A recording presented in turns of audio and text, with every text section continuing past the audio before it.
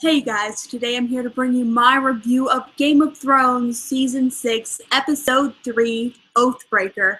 Now I have to say that this was a pretty good episode. I mean, quality-wise, this was a good episode, but for me, my personal enjoyment, but I didn't personally enjoy it as much as I wanted to. There were still some great things, and even the things I didn't like as much, I didn't hate. I just didn't have interest in. First of all, Jon Snow's scenes were perfection. I loved every minute of it.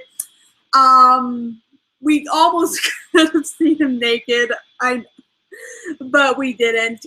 Whatever. I noticed he had a loincloth covering his crotch area in the last episode, and then all of a sudden he doesn't have it. So yeah. But anyways, that's not important. And with the end of Jon's scenes, basically Jon before has left the Night's Watch, which he legally can do it, since he technically did die. So yeah, which as much as I've enjoyed Jon being at the Night's Watch, it's time for him to move on. He has other things that are more important, like his family. Just that's more important. But before that, he executed Alistair Thorne, a couple other guys, and Ollie. Justice has been served yet again, so I'm happy about that. Let's see. We got to see Sam again, and he and Gilly had the sweet moments. Daenerys' scene didn't really do anything for me. I mean, I like seeing the Dothraki, of course, but just this particular episode, I wasn't really into her scene. The stuff in King's Landing really didn't interest me. I mean, it was nice to see Kevin Lannister and Olenna, and the humor. There was some good humor, and the acting was good, but just the story overall didn't interest me. And we're gonna be seeing King's Landing yet again next week, so yeah. Hopefully, I'm interested in it again because I loved Marjorie seasons 2 to 4, but season 5 made me like her less. And I do love Cersei as a character. She's one of my favorites. But lately, I haven't been enjoying her as of this season. So, as much.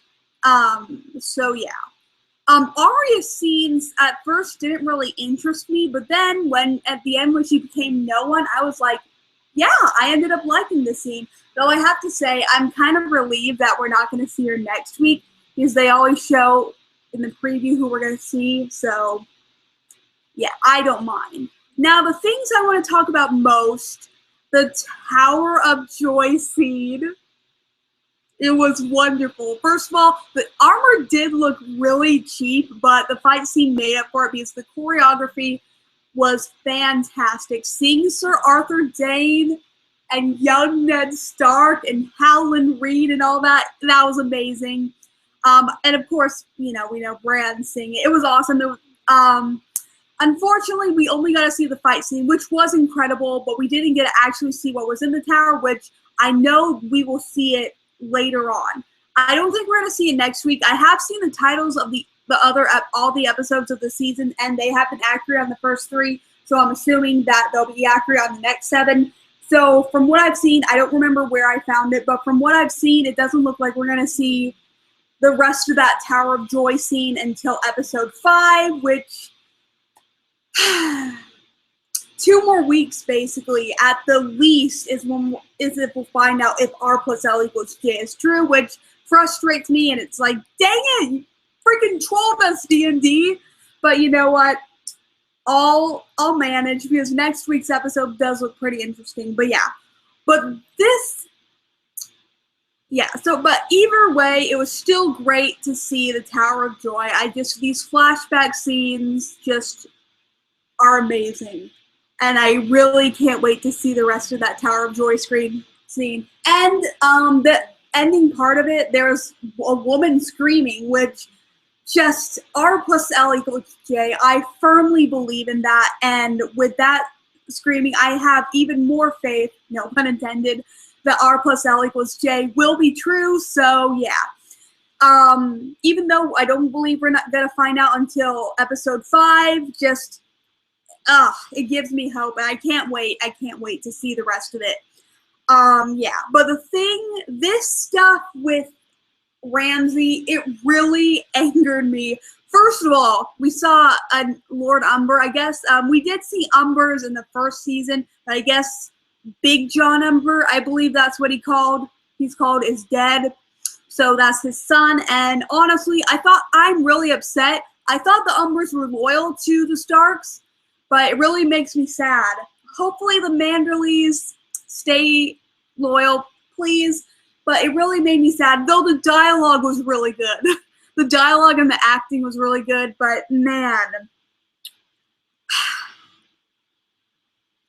But the thing that really angered me about the scene, I mean, is that, you know, the gift that was brought to Ramsay, the gift was Ramsay Stark. And also, not Ramsay Stark, I can't believe this, Rickon Stark and Osha.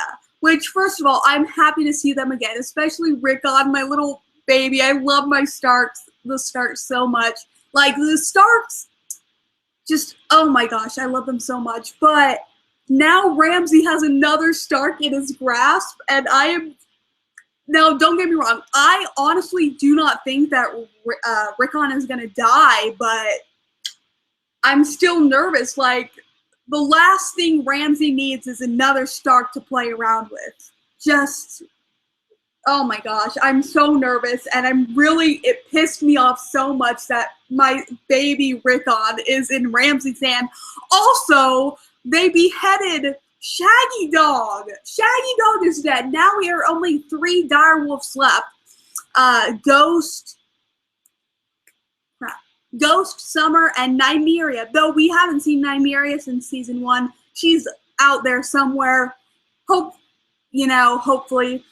But yeah, I'm really upset about Shaggy Dog, and I'm really like, oh my god, Rickon, I'm so worried about it. I can't see another Stark in pain. I can't. Like, when seeing a Stark sad and in pain and suffer, it's like seeing one of my family members, like one of my siblings, suffer, and I don't want to see that. I love the Starks so much.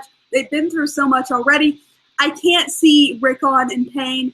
And please, I really hope maybe Sansa and the Wall, or I hope Jon finds out about this and then he goes and rallies around, goes and gets an army, because just Rickon needs to survive. I can't lose another Stark. I really don't want to, and yeah. So anyways, so overall, the episode quality-wise is a 4 out of 5, but a personal enjoyment as, oh my gosh, blah blah blah, oh my gosh, but on an enjoyment level, I give this episode a 3 out of 5, because the Tower of Joy scene was incredible, but it wasn't enough.